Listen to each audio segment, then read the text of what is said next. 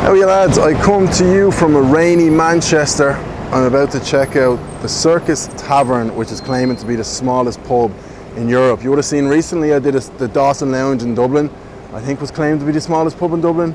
Smallest pub in Europe, that is a massive claim. I'd be surprised if I can even fit in the door, the bloody size of me. Was recommended a few times on the best pint of Guinness in Manchester, but not enough to actually go. But I'm more interested to see the size of the place more than the pint. But should we get a pint anyway? To folk. Right lads, yes I'm aware I look like fucking Neil Warnock in this coat. Proper footy manager ahead of me. But it's not fashion guru, it's Guinness guru. As you see, serious lack of domage on that pint. Okay, there we go. To be fair, it was £5. If it was any more, I'd probably say, where's the rest? But yeah, could have done with an extra pull. Pulled out too early. You should never pull out too early, lads. If you know what I'm saying. Dirty thoughts. Anyway, this is settled. Big old head, lack of domage. Think it was always have to look out for the extra cold when I'm in the UK. Think the tap looked pretty regular to me. Didn't say extra cold. Feels pretty good temperature. Slant you.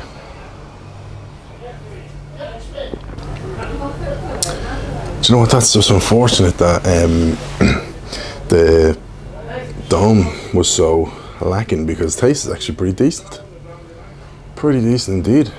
Maybe because it's my first pint of the day, first pint in Manchester. I think that always comes into it. But I mean, it's a tasty pint, creamy.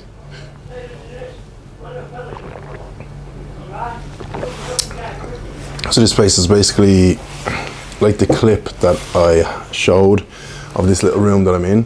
It's pretty much just two of them. It's so funny, like the different people. So you heard the guy outside. If you want to know about the town, I'll tell you.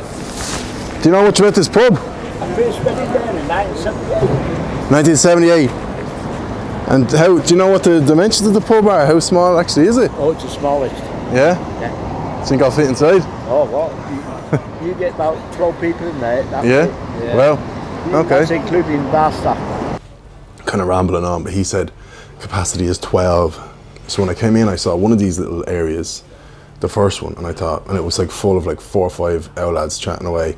I thought, well, there's no way I'm squeezing in there to do a video, because that'd just be weird. Well, actually, I might have done it, but there's actually another one down the back. So it just basically feels like the bottom floor of an old house. This probably was the living room, because it's got the fireplace, and in there was probably the kitchen. Upstairs maybe the bedrooms and a little tiny hall. Hopefully we'll get some proper shots of the bar, because it's definitely the smallest bar I've ever seen. Like, there's literally like about 5-6 taps, and it's only about 1 meter wide, and the woman, the bartender behind the bar is like, you can't really even go behind the bar. It's just like you stand at the bar. So it is that part is pretty cool. But yeah, the guy outside said capacity 12. He's like, I've been going here since 1978. Capacity is 12 in here. And the woman working at the bar says capacity is 40. I would think you'd comfortably seat about, maybe you'd comfortably seat about like 30. So it's not like it's not like blowing my mind how small it is. But it just feels like a little gaff. Anyway, honest to God, that is a tasty pint. They need to learn about the domage over here, obviously, but bloody tasty stuff. Do you know what comes to mind when I think, like, I see places and they claim to be the smallest pub?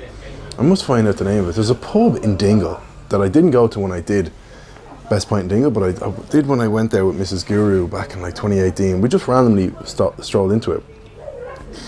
I'll find the name of it, but it was honestly like the smallest pub I've ever been in, but I don't think it claims to be that. It's literally similar bar kind of set up to out there where you get served, and then it just has one tiny little small room like this that only has like 3 tables. The max you'd get in there would be maybe 10, 12, and then you might get 10 people standing at the bar part. But that was in Dingle. I'll try to find the name of it and I'll put it here. Okay.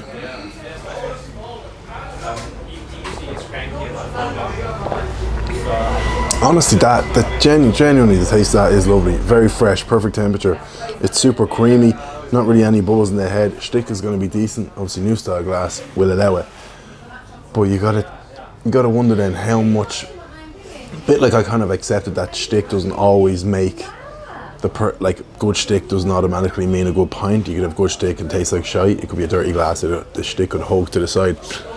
But I've never really had a situation where the domage was that bad, where that I had to sort of take that into account into the score, because usually, like, if they pour it that kind of, if they leave that much room at the top, you'd suggest it's a pub that doesn't really give a shit about Guinness and it would taste bad. This tastes lovely, but the domage wasn't there. It's a unique situation. My brain is going a million miles an hour here. My 14 brain cells are just scrambling to think, what kind of a score are we going to give this? I wasn't really coming in here for the Guinness. I was coming in here to see the smallest pub in Europe. There was a sign outside for tourists and it trapped me, and I'm in here now. But because it's a decent pint and it was recommended a few times, it could make the proper video. Might just make it a separate video. Who knows? Content. That's not bad at all.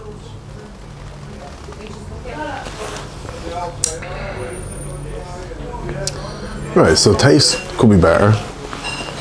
Was pretty creamy. Shtick very good. I'm trying to think, what would I give it if the dome was perfect?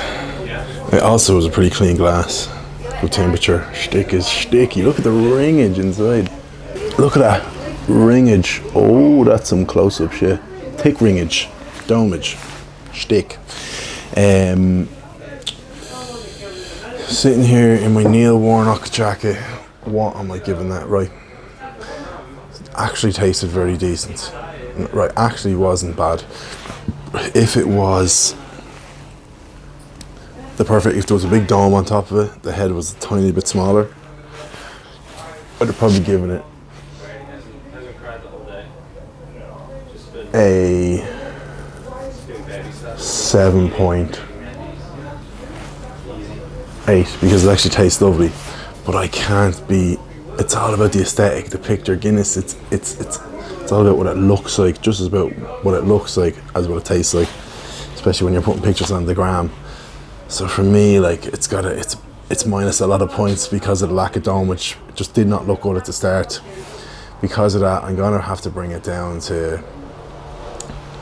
and it's a killer. All she had to do was just hold it another half a second longer. Should have gotten herself a 7.8 or whatever I said, but just can't be accepting a lack of domage. Brings it back down to